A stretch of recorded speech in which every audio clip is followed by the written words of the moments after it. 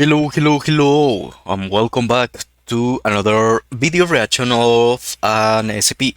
Okay, so this time we have E is for Eternity. Okay, we are back with a series of ABCs of that. So this is one that the first person that told me about reacting to SCPs, he wanted this one. Uh, Aside from another one, I think it was 3000, but I already know that one. So I already know the video even. So it wouldn't be really good. I mean, only explanations and things like that. Anyway, let's get started with this. I don't know if I know this one. Probably. Who knows? The name sounds that something that I will know. But hey. SCP-7179. E is for Eternity. What happens after we die? You're certainly not going to find a conclusive answer to that question in an SCP video, but the SCP universe does provide a number of potential examples. In the SCP universe, people have reincarnated, gone on to fantastical realms, gone to hell, or even continued to consciously rot in endless despair and pain. All of these could be true, but none of them are ever presented as being that pleasant, and SCP-7179 is no exception, even though it looks pretty decent at first glance. SCP-7179 refers to an unknown number of cubic extra-dimensional spaces measuring approximately 10 kilometers on each edge. Upon any human's death, their consciousness is transported to an instance of 7179, where they will physically re-manifest in the same state as they were upon death, except in perfect health. Based on limited observation and experimentation, there are no known cases of human death where the consciousness does not appear in one of the extra-dimensional spaces. Aside from insignificant differences between each of them, instances of SCP-7179 are functionally identical. Each space is an oceanic environment with a single tropical island in the center. The environment of the space remains at a consistent temperature that is of adequate comfort to the deceased individual. Furthermore, these spaces never display stormy or otherwise violent weather, and the sun perpetually remains directly above the island, leaving it in eternal daytime. As there seems to be no natural wind in the space, there is no natural water activity either. Individuals attempting to leave will simply end up on the opposite edge of the same space, with 7179 acting as a functional omni-lock. Additionally, the passage of time within the space is highly inconsistent with that of baseline reality. Plant life in the space bears several different species of edible tropical fruits. Other fruits of unknown species are also present, which are analogous to substances such as alcohol, methamphetamine, and cocaine. Animal life includes several varieties of tropical birds, butterflies, and a few instances of domestic pigs. On the coast of each island is a beach house, which contains various amenities and furniture for sustainable living. Each house is home to up to 3 human beings of sexual preference to the inhabitant, seemingly bearing no will of their own and are completely loyal to the deceased, but are otherwise completely identical to normal humans. Injuries suffered by humans within the space heal at a normal rate, although death is impossible. Seemingly fatal injuries are thus recoverable, albeit quite painfully. The Department of Tactical Theology is able to fully observe an instance of 7179. Okay, I think that I know this one. At least I have heard. But basically, it's that you are in this island, and you're probably stuck for the rest of. I mean, I could tell you the rest of your life, but it's really like all your life. Like there's really nothing, there's not that, so it's the rest of you. So yeah, this isn't a fun one. I mean, it would be fun if you say, hey, you are stuck here for 1,000,000 years, 1 billion years, but you're literally stuck here for eternity. And that's basically the name. E is for eternity. You are stuck here. I mean, you can enjoy your 1,000 probably years with your 3 people there. There's 3 humans. It will be hard, to be honest. It will be hard to live in this. I'm just imagining it, and it's just it will be suck. It will suck.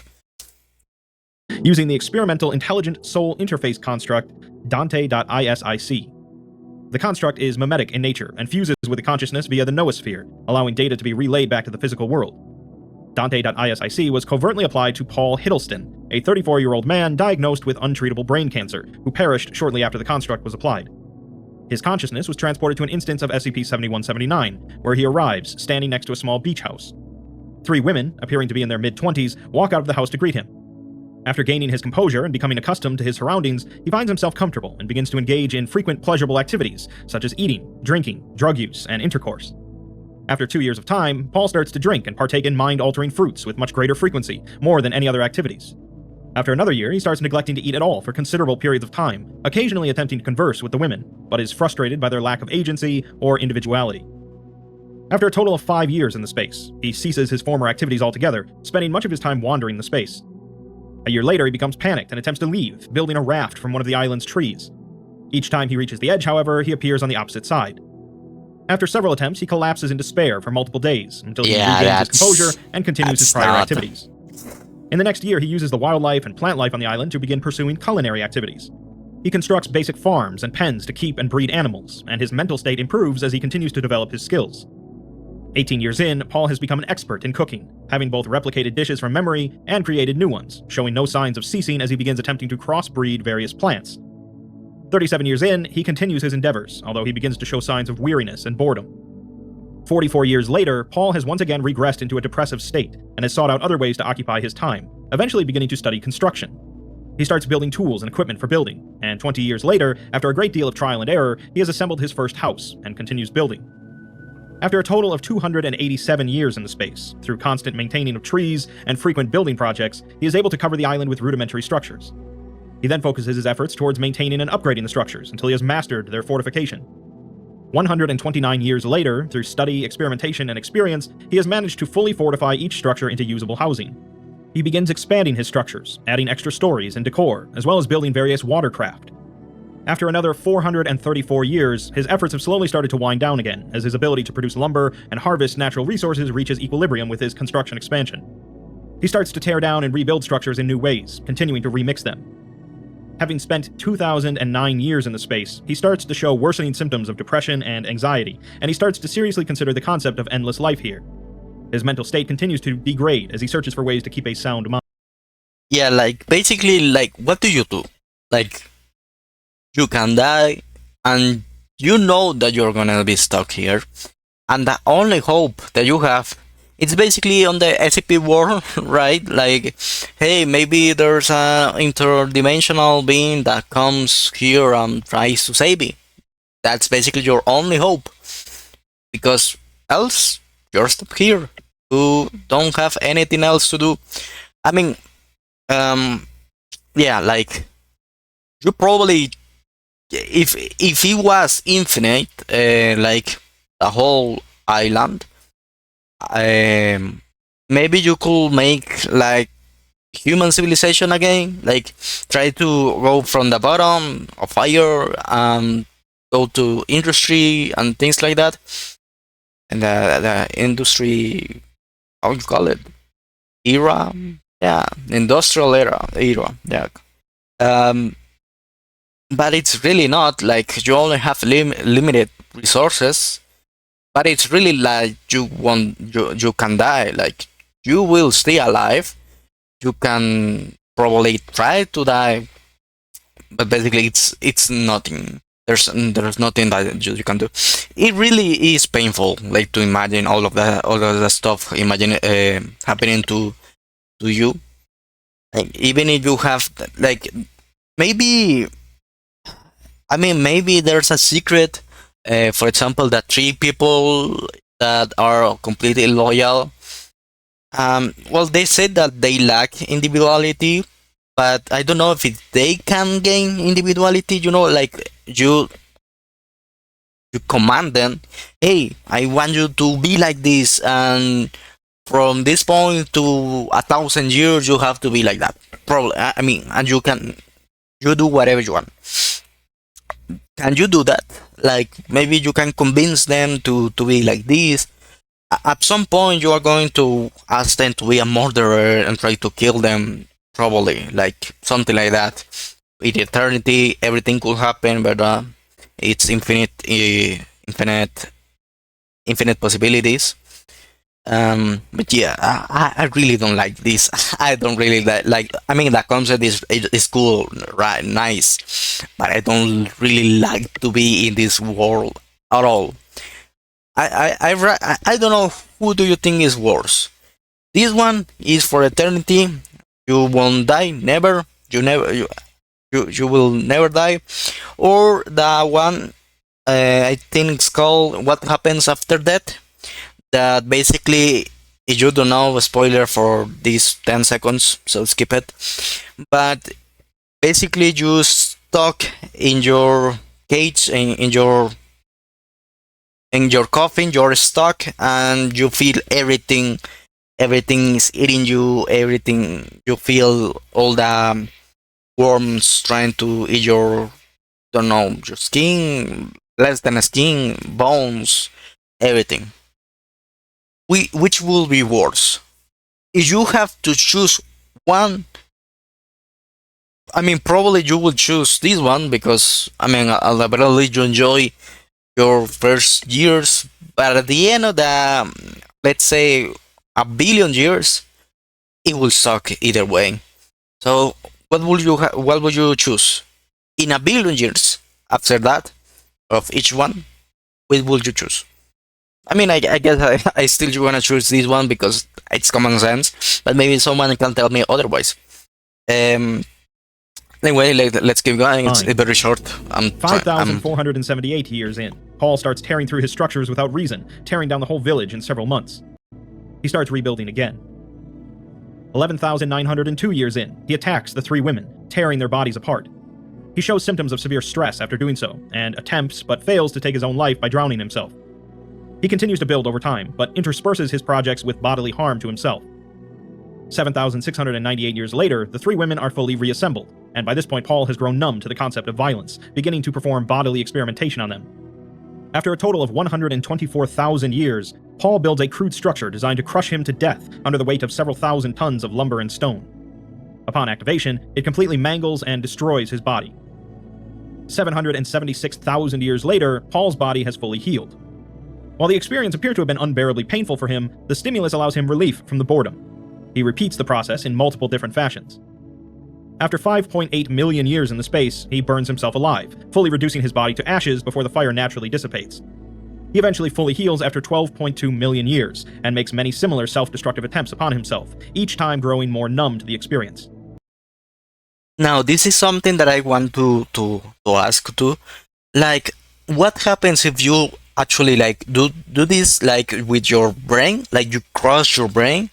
Like, you technically couldn't be able to think, couldn't be able to even feel until it generates itself, it heals itself. You know, after a billion million years. But from that, I guess a small amount of time, and compared to infinity, in that amount of time you basically are dead. You can feel, you cannot think. So basically that's a way to relieve yourself. That's what I would think, right? Like you could try to kill yourself, like you kill your brain, and that's like sleeping.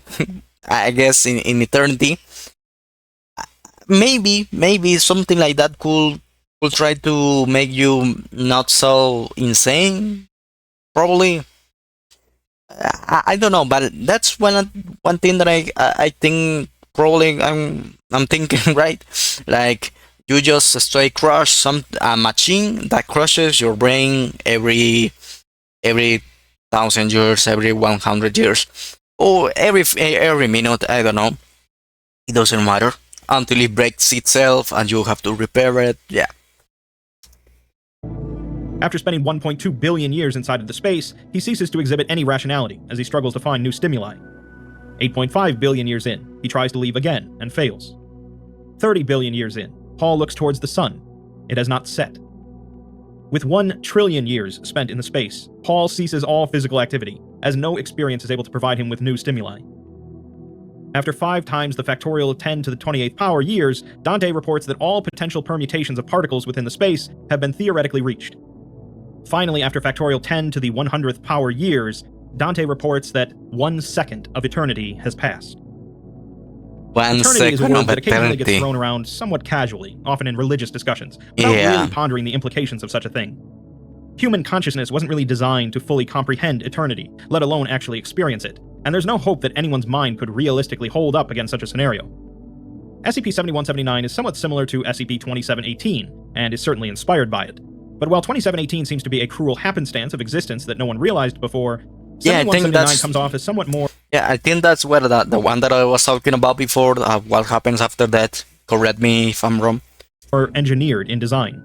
It's almost as if this afterlife was designed by an alien consciousness that believes that this is what humans are looking for after they die, an endless paradise of physical pleasures, without really understanding what a hell it would become. Okay, yeah. Like I wonder. I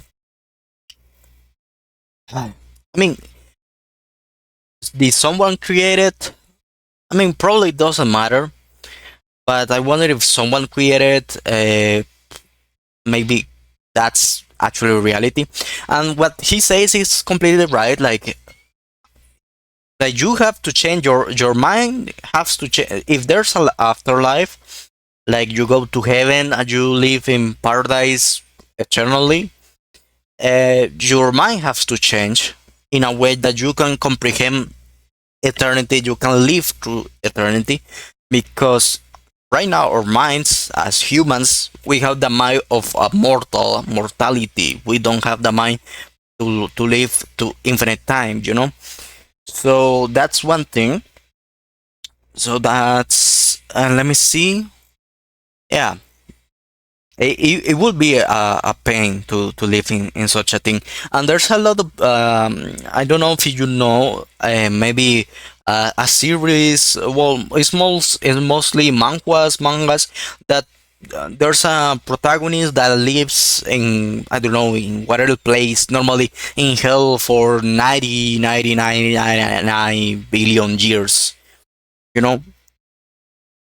So it's like with those concepts, like you see that the protagonist is insane, but not as insane as you would think, you know.